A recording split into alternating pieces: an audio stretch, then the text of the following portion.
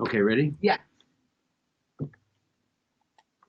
So everybody knows I did an interview with a self-described libertarian boogaloo boy, and I was unbelievably surprised at the stuff he was saying. Like, for instance, here it is. You're anti-war, you're for peace, you're against racism, you're against police brutality. What else, what would be some other big things? Pro sex work decriminalization, legalize all drugs, end all the wars, close the ICE detainment camps.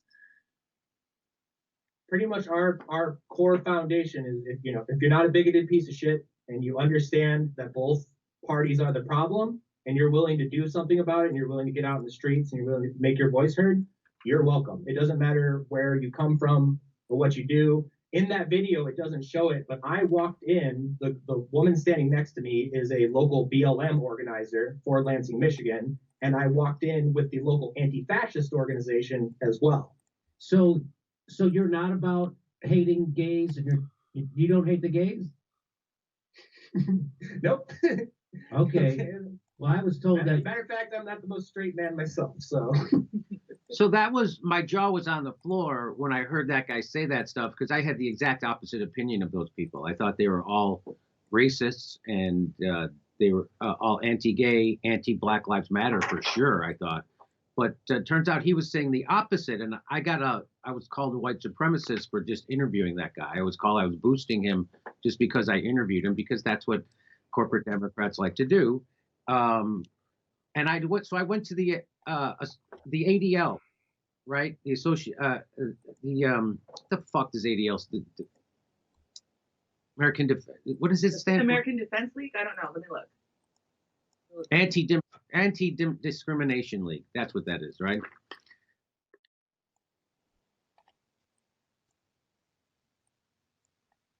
I'm trying to find it. Anti-Defamation League. Yeah, that's it. Anti-Defamation League. Okay. So Mike, make the necessary edits so I don't look like the idiot that I am. Thank you. So this is from the ADL, the Anti-Defamation League. And what is the Anti-Defamation League? It's the leading anti-hate organization founded in 1913 in response. So there you go. So it's the leading anti-hate organization. And this is what, from their literature, this is what they say about the Boogaloo Boys. The Boogaloo movement is an anti-government extremist movement that formed in 2019. In 2020, Boogalooers increasingly engaged in real-world activities as well as online activities, showing up at protests and rallies around gun rights, pandemic reactions, and police-related killings. The term boogaloo is a slang reference to a future civil war, a concept boogalooers anticipate and even embrace. The ideology of boogaloo movement is still developing, but is primarily anti-government, anti-authority, and anti-police in nature. Anti-police. Most boogalooers are not white supremacists, although one can find white supremacists within the movement. That's from the ADL. They say that. The Boogalooers' anti-police beliefs prompted them to participate widely in the Black Lives Matter protests following the killings of George Floyd by Minneapolis police. So that shocked me again, right? So people came at me, no, this guy's lying to you. I was told that guy was lying to me and that he's full of it and that I got duped. That's what I was told online. I was trended for 24 hours straight, but probably longer. And it was all bad faith attacks because I dared to talk to a guy who was a Boogaloo guy that the ADL says are not white supremacists. So I was told that guy was lying to me. I was told that I was a dupe and that I was boosting. That's what the smear was, that I was boosting white supremacists. The exact opposite of what was happening. And so now I'm going to, so by the way, they would say, oh, they're Trumpers. Those guys, why are you boosting Trumpers and racists? And the ADL says the recent history of the militia movement during the Trump administration has caused many Boogalooers to take a dim view of that movement. So they're not Trumpers. They're anti-establishment. And those right-wing militia, a lot of them were supporting Trump. So this is according to the ADL. That's not Jimmy Dore saying it. But again, people will twist this just like they did. And hopefully I'll trend again because of it. And then people will come watch the video and they'll see that all those bad faith attacks are bullshit. So I wanted to bring on an even more of an expert. I'm going to bring on an even more of an expert. Our guest is an artist and talented documentarian. His films include The War of North Dakota and Flowers for Peace. He spent 4 years making a documentary about the Proud Boys and Antifa called The Oppressed Majority. His latest movie is called 2020 The Dumpster Fire. He's actually on the ground with social movements. I welcome his insights. It's Rod Weber. Hi, Rod. How are you? I'm good. How are you, Jimmy? I'm doing fantastic. Now, you personally yourself have interviewed lots of boogaloos. Now, you saw the interview that I did. He said he was anti-police brutality, anti-war, anti-ICE, anti-corporate control of the state, and pro-LGBT and pro-Black Lives Matters. How representative do you think that guy that I interviewed is representative of the boogaloos? Well, I should correct you on one thing there. I've interviewed a lot of Proud Boys. The Boogaloo thing is a little bit newer, and while I have interviewed some of them, it depends on who you ask. There's definitely some left wingers among them, but if you look to say Unicorn Riots, leaked chat from Discords, you can hear them in their own voice.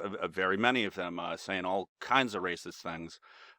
So I I have to say that there is some merit to what people are saying. I mean, first and foremost, I would even say you need to start talking more shit about Tucker Carlson and his rants about his white nationalism. You need to be talking shit about Tim Pool.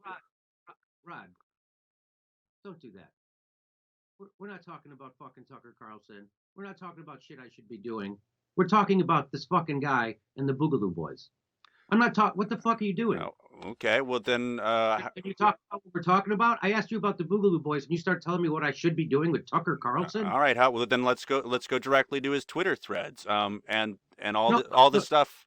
What about dude, what about all this stuff from Magnus talking about his support of Kyle Rittenhouse?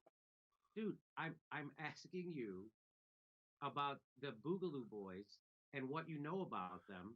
Okay, so And if what the ADL is saying is correct, is what the ADL saying, is that correct?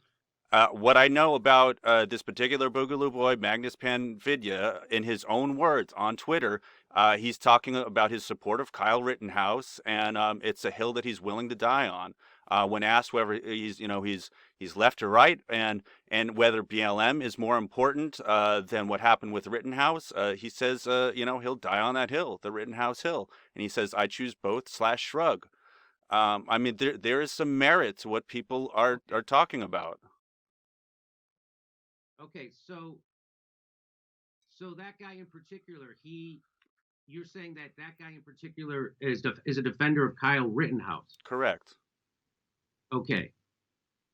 All right. And so and Kyle Rittenhouse was the guy, was it Wisconsin? Yeah, the Kenosha, Was it Wisconsin. Wisconsin? Yeah, the Kenosha And shooter.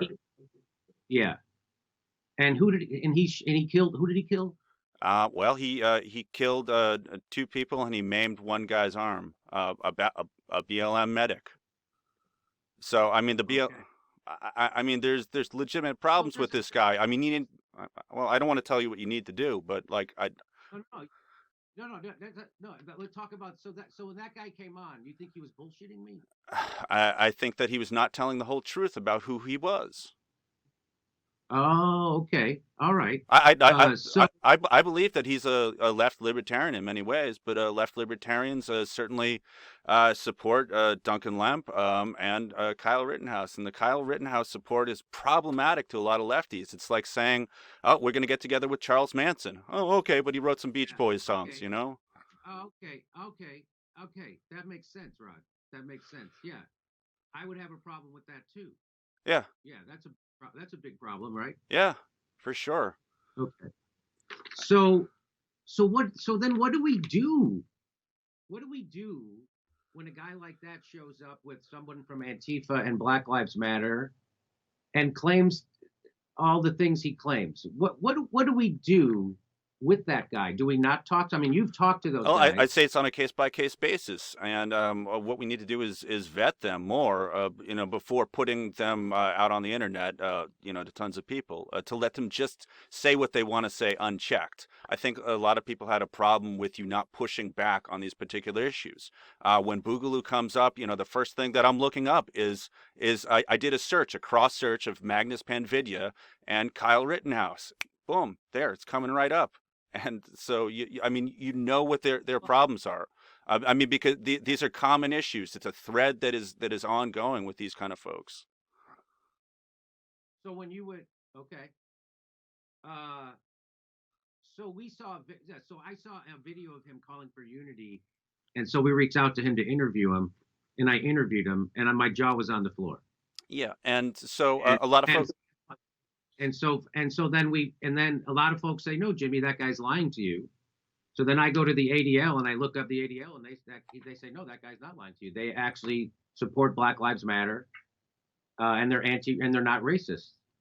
So, but then you say that on Twitter he supports Kyle Rittenhouse, and so that Well, I you and know, so I mean, so that's off that. for me, that's a deal breaker. And Okay, you know, a lot of these left libertarians are for gay pride, LGBTQ issues, but on the other hand, then they're for Kyle Rittenhouse, and that's the mind so blower. you say it's a deal. So when you say it's a deal breaker, what does that mean? Well, that's personally for me, and I think a lot of other lefties out What on. deal does that break? What deal does that break? The deal that you'll talk to them, or No, the deal that I'll tell. you'll work with them on common interests? Does that break that deal? No. On me platforming them. I mean, that's it's something where I will push back hard. If I'm going to put something like that in a documentary, I'm gonna make sure that there's strong pushback against that. And so So I should, so, okay. So I should have that. I should probably have that guy back on, and you would say I should challenge him on his Kyle Rittenhouse oh, affiliation. absolutely, yeah. Okay, will do. Okay, will do. So that's good. How would I even know to Google that? How would I even know to Google Boogaloo Boy? You know what I mean? Like, I wouldn't like if I didn't. Again, if I went to look up Boogaloo Boys and I went to ADL, it would say the opposite. And so I wouldn't. I've since seen that people say, "Oh no, on Twitter he's talking about Kyle." Well, how would I fucking know that before? And then you, of course, knew to put it in because you're a specialist on this stuff.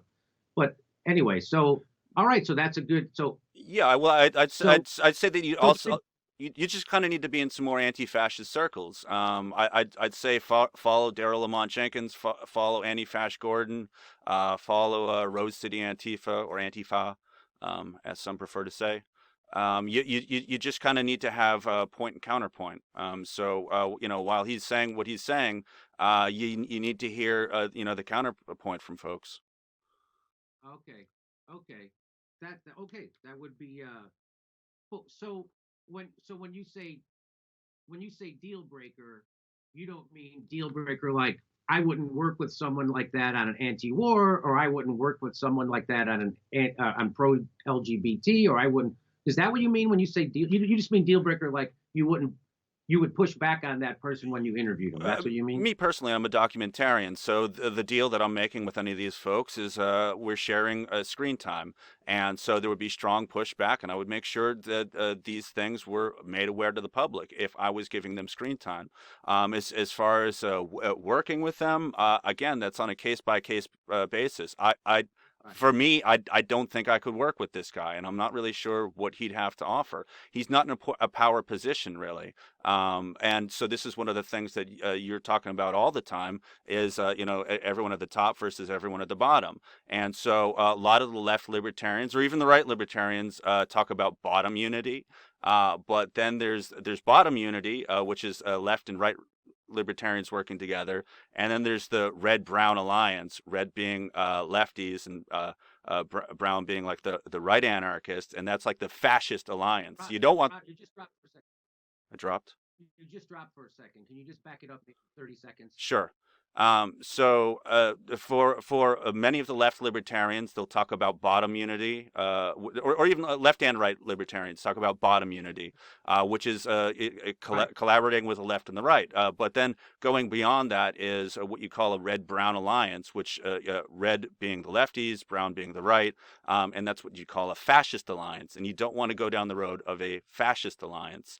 And a lot of folks see the support of Rittenhouse as beyond the pale, that you're engaging in a fascist alliance when you do that. Okay. Okay. And okay, so that's great. That's good information. So what do you now? You've talked to Proud Boys more than Boogaloo Boys. because your research was prior to the formation of most of the Boogaloo Boys. Yeah. What would you say? Like, so now, uh, uh, a lot of people just say you just have to write those people off.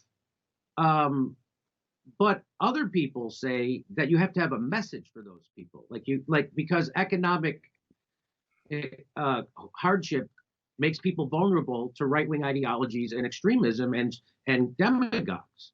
So I've always heard my whole life that it's important that the left has a message to reach those people so they don't go over to the dark side.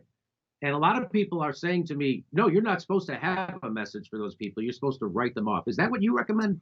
With someone like this, if they're doing support of Kyle Rittenhouse, it does seem beyond the pale for me. And there are those like Daryl Lamont Jenkins, who is better equipped toward bringing fascists and fascist ideologies and kind of and deprogramming them. Whether Magnus is beyond the pale, it's something like that. I couldn't tell you. It's a more specialized a compartment of learning that I haven't gone down that road. You know.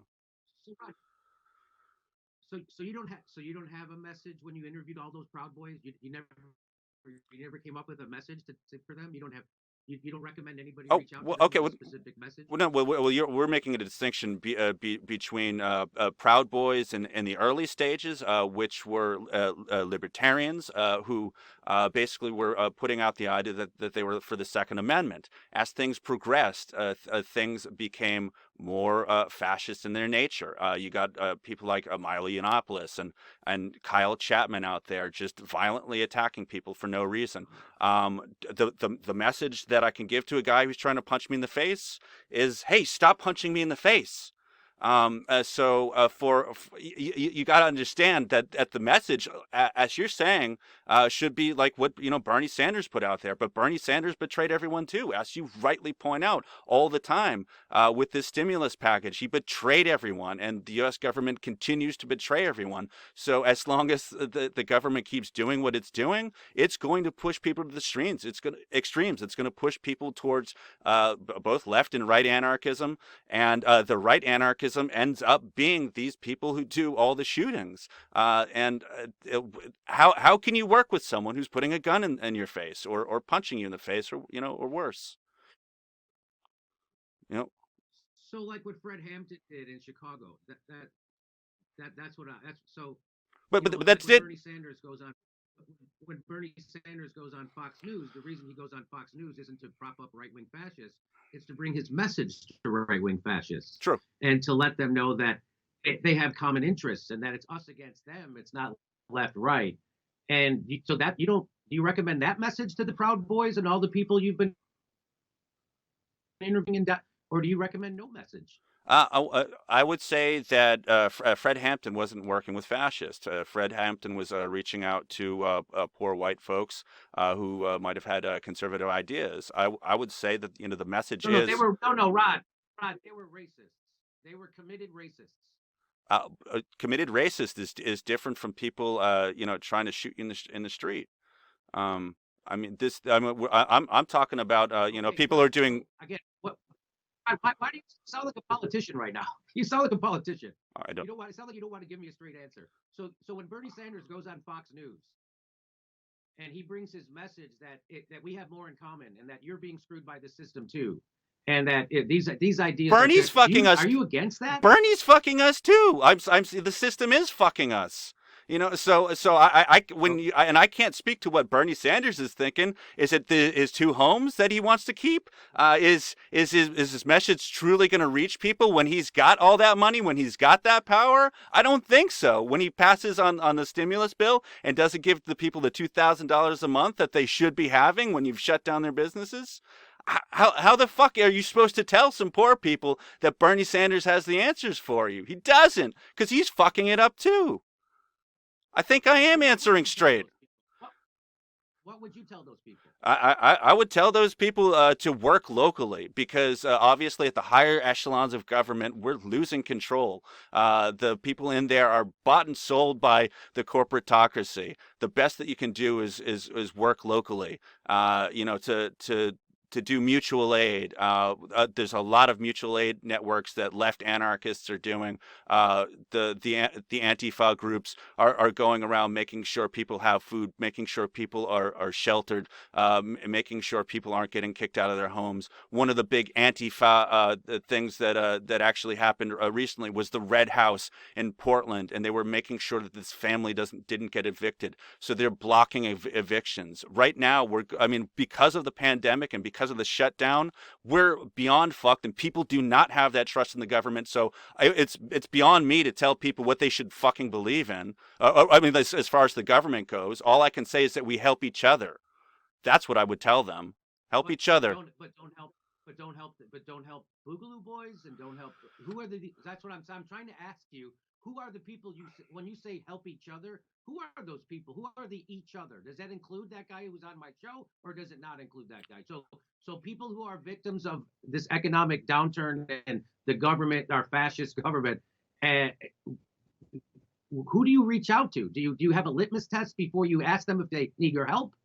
I believe that everyone should be getting that $2,000 stimulus, and that would include him. But I'm not necessarily going to try to enable him, going off and doing some shootings or some of the militia kind of activities that he does. Would you try to de-radicalize him? Absolutely. But I mean, again, that is not my specialty. So what's your message to do that? What would be a message to do that? The message would be to bring him in with specialists. But I think right now we have to get beyond the pandemic. The pandemic has fucked everyone. So this idea that you need a specialist to talk to somebody, I think, is a cop out to that question. Because the next guest I'm going to have on is a black musician who got the Grand Dragon of the Ku Klux Klan to turn. And he said, I'm not a socialist and I'm not a psychologist. I'm a musician. And if I can do that, anybody could do it. And the way you do it is by engaging. And you don't do it by labeling people as you can't talk to them. You do it by talking to those people, right? Jimmy, I've sat down with guys from Resist Marxism, from Patriot Prayer. I've bought them dinner. I have done all the things that you're talking about. But with each passing day, with each passing month, they seem to become more and more radicalized because of the pandemic. I'm not saying that it can't be done. I have literally tried myself. I sat down with Brandon Navam, with Joey Gibson. I don't know what to tell you. In my experience, it is very, very difficult. And if you can do it, absolutely, go ahead and keep pushing it and try to de-radicalize them. I think the only way to de-radicalize them is to engage them. To not engage them. So what my next guest, his motto is fear. Ignorance breeds fear, and fear breeds hatred. And when we operate out of fear, that creates the ground for violence. And so the only thing that gets away from that is understanding and dialogue. And so I open a dialogue, and everybody wants to say I'm somehow a white supremacist or I'm supporting them, when I specifically said the opposite. I said I'm not doing that. And still people are saying that about me. And so what they're doing, Rod, they're making it toxic to talk to people. And so it would be helpful if people like you, who actually did a documentary on this, could try to take away some of that stigma, because you talk to many, many Proud Boys, and you have dinner, you're friends with Boogaloo Boys, right? And so if you could take away that stigma, that's why I really brought you on, to show that you've been able to engage with these people, you're friends with some of them, you've had dinner with them, and that they're actually human beings, and we need to have a message for these people to get them de-radicalized. But what you seem to be doing is still trying to keep it toxic to even talk to these people, even while admitting that you've had dinner with them, talked to them, and you're friends with them. I'm talking with them privately. That's the distinction. But so we should make it toxic to talk to them publicly. For me, if I'm going to put them on a video that's live or otherwise, I need to put that hard pushback on the things that I find problematic, like the sport of Kyle Rittenhouse in the case of Magnus Panvidya. Privately, I'd be happy to talk to him at length. Okay. So I had no, I had no idea about the Kyle Rittenhouse thing when I interviewed that guy. I was just interviewing him and taking him at face value, and I was pushing back. I'm like, you're not anti-gay, you're not anti this. So, and then I also said, I don't know anything about this group. I think it's helpful to bring people on platforms and have them talk. I think it's helpful to see that to see different people from the left and the right talk to each other, just to talk. It's super helpful. Mhm. And this idea that we got to make it, you got to be afraid if you're gonna. I had a guy on said, "Oh, you're flirting with libertarians." The fact that we're making it toxic for Americans to talk to other Americans, right? We're in this moment now when our government is abandoning us, and we all know that there might be a civil war coming. It's more important now than ever to talk to people because of COVID, because we're all being screwed by the government. It's more important to talk to. It's called class consciousness. So what you don't recommend? I'm pretty sure you don't recommend that some of our people in our same class we don't talk to, right? You don't recommend that, right? I recommend that a lot of this talking be done in private. I'm not saying that there aren't ways to, publicly do some of these discussions, but it has to be done in a careful fashion. And So be scared to talk to people. I got it. no, You got to be it's scared to not. talk to That's people. not being You afraid. got to be scared because people are going to twist your words and they're going to switch. So you got to be super scared, and let's make sure nobody talks to each other on air, so nobody gets to know what the other side's about. If you talk to a person, just do it one-on-one and never do it again. No, I agree with you disagree. 1,000%.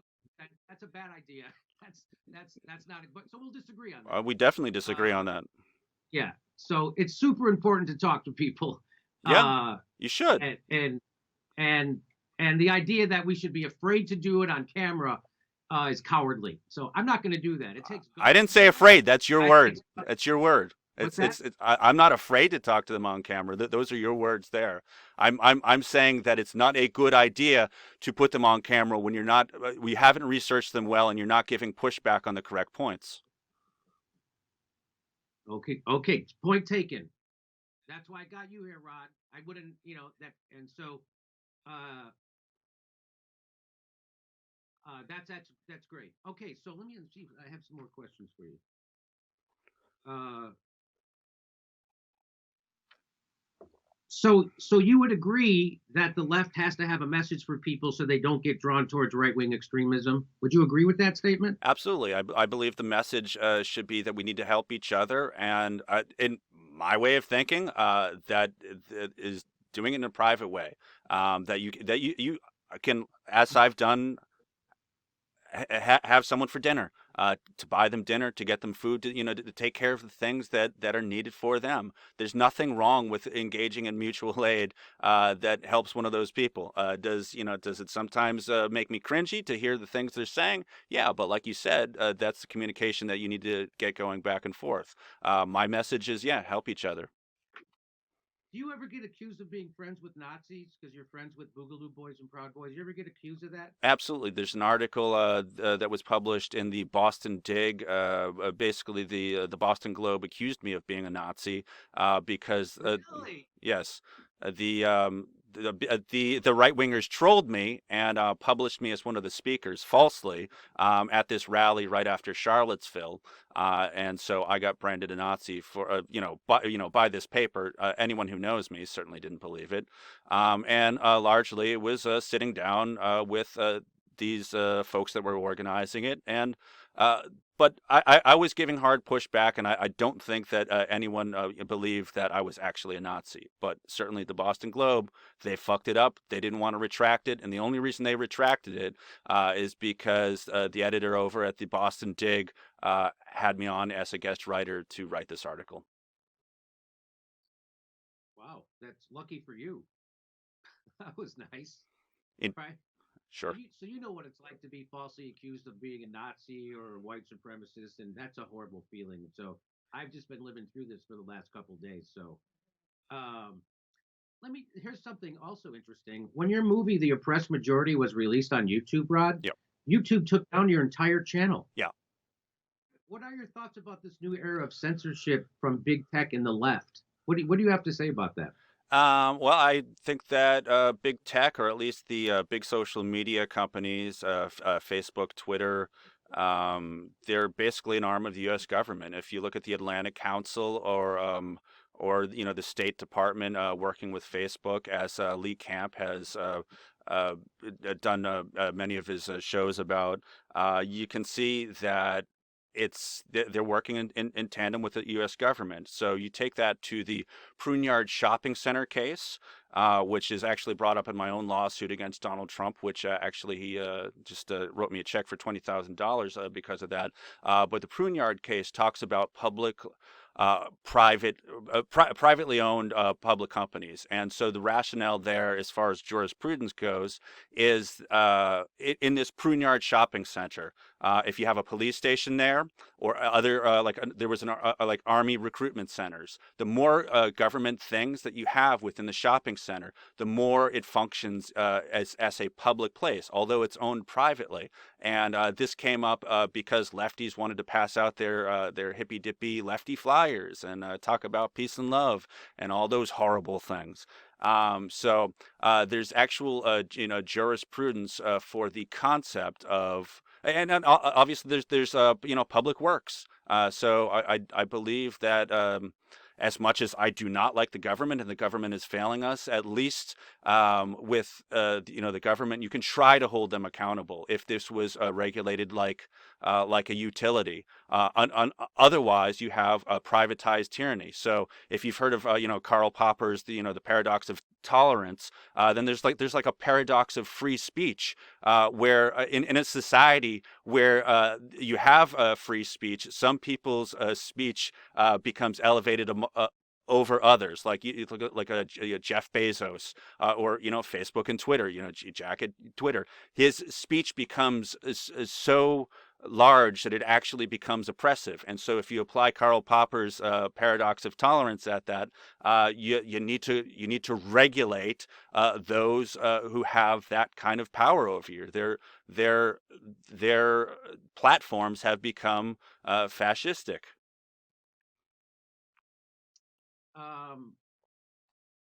Yeah, I agree with you that their platforms have become fascistic. Uh, I don't know how. Yeah, okay. So that is crazy. And so I'm sorry, I missed the part. So what happens? Your channel's still down? The channel went back up after 5 months, and dozens, if not hundreds, of appeals. People supported me and sent faxes, sent emails, and basically tagged them on Twitter, and just And what? Go ahead. no, that's all. And what was the rationale that they gave you? What did they say? Why they took your channel down? Hate speech. They said I was engaging in hate speech. When it was explicitly against hate speech, of course. And anyone that knows me, or anyone that actually just watched the movie, would know that it was all the right wingers engaging in all the hate speech.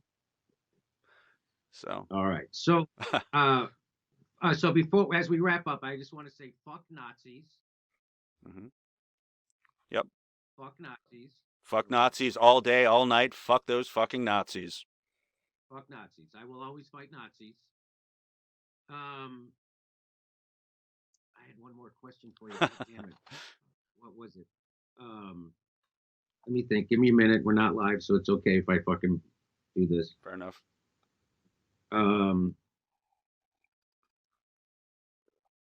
Okay, yeah.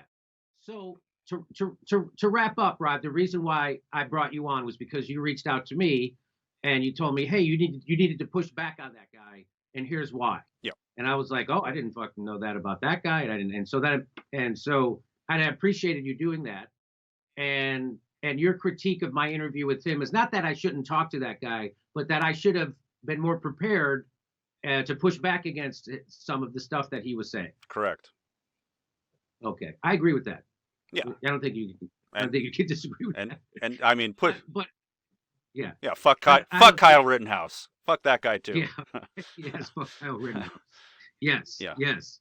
So yeah, and that was very helpful because I know you and you're of goodwill, and you've been slimed in the same ways that I've been smeared and slimed, and so that's why I really appreciated you reaching out to me, because you have insight into this, and it was helpful for you to tell me, yeah, how to handle an interview like that better going forward. Certainly, I thought I had put enough caveats in that interview when I was saying things like, "I'm not endorsing anything. This is not. This is just what this guy's saying. I don't know. I'm just going to have to take a minute." So that, I mean, I thought I had put enough caveats in there that would take care of that. But of course, when you have people who want to smear you, they want to smear you. So, I mean, I got smeared just for advocating for Medicare for all and for Julian Assange to be let go. So people find ways Oh, that's the to do that. craziest thing. I mean, they keep kicking the dick because they don't like the messenger rather than the message. Medicare for all and your push to force the vote is the most sensible thing that I've heard in many years, especially in a pandemic. I don't know what's up Sam Cedars' ass and all these other lefties that have an issue with you over that. Honestly, if you care for Medicare for all, if you care for the people, you should be behind that.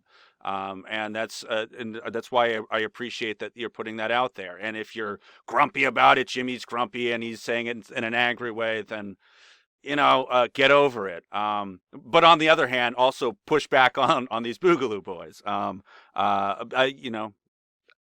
Yes. Well, I wish I would have had you on with him. That would have been much better. It is what it is. It is what it is. It happened. I'm operating here and trying to operate in good faith. I'm trying to operate in the spirit of Fred Hampton. I'm trying to operate in that spirit.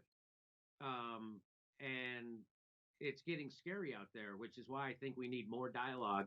Because when we stop talking, that's when the violence starts. And I'd rather have us dialogue, and social movements need to dialogue with each other and find common ground. I remember when people were against Antifa. I mean, regular people, and then Cornel West said how they saved his life in Charlottesville, and so Okay. I just think it's dialogue's always better, and not dialoguing is when problems start. Cornell told me one of my mantras. I met him on the 2016 campaign trail, and I asked him, how are we going to achieve peace in our lifetime? And he said, you just got to go out there and bear witness. And when he kind of extrapolated on that, it was kind of what we're saying now, that you got to reach out to each other. But again, I don't think he was talking about platforming. I mean, he was talking about just being there, to be in the moment, to see what it is, and to bear witness and tell the truth about what you see. So I appreciate Cornell so much for taking that time with me. Okay. So everybody, check out the new movie. Your new movie. It's called the 2020 The Dumpster Fire, and it's all about the 2020 election. Indeed. Where can people check that out, Rob? Rod. Rod, Yep, sorry. it's all good. That would be on my Twitter, which is Rod Weber. My YouTube channel is also Rod Weber. It's just the trailer right now, but within the next month or two, we should be getting that up on Hulu and other streaming platforms, and we hope to see it in theaters because we're working on that too. So when it's ready, come back. Let me know, and I'd love to have you back on, and we'll talk about that. Absolutely. Okay, Rod Weber, thank you so much for coming on. Thanks for your insight. Thanks for the work you do, and always we'll keep our lines of communication wide open for each other. How about that? All right, sounds good. Thanks, Jimmy. Okay, Rod, that was great. Cool. Thank you very much. Hey, I appreciate it. all right, sorry for the Okay, pal. sorry about the kerfuffle in the middle, No problem. No problem. or at the beginning, Kerfuffles I are should okay. say. I don't know. Kerfuffles are okay. Shit comes out of my mouth. It's okay, buddy. We're on the same side. All right, cool. All right, Bye. all right. See you. Bye. See you, Steph.